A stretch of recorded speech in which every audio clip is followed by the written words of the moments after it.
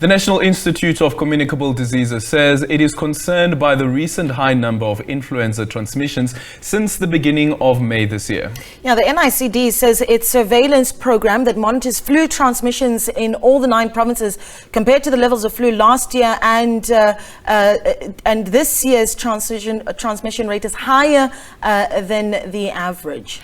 It has called on those with comorbidities to exercise extra caution. SABC News reporter Ofentse Setimo spoke to Dr Cheryl Cohen.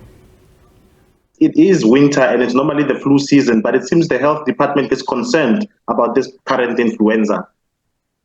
Yeah, so as you say, it is the winter season, and we do normally see influenza every year at this time. But I think what is concerning is that the transmission of influenza is right now at a high level. And what that tells us is that there's really a lot of flu around compared to previous years. It's not greater than we ever see, but it is on the high side. And we continue to monitor flu. The cases seem to still be going up. So I think the important thing is really for doctors and clinicians out there to be aware there is a lot of flu around, and they should be aware of the diagnosis and also make sure that they have the facilities to treat people. Yes, and on what information do you base this assertion that there could be some serious problem? I heard that in the Northern Hemisphere they had a similar challenge.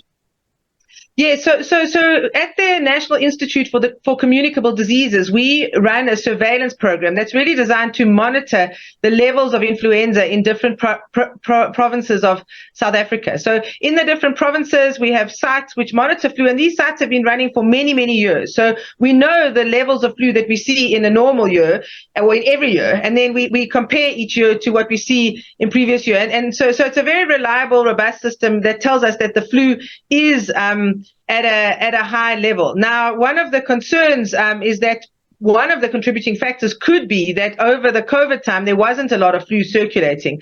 And so because of this, people perhaps don't have the immunity from catching flu in the last few years. And that could be one of the contributing factors to the high levels of influenza that we're seeing right now. Yes. Any precautionary tips you would have for the public?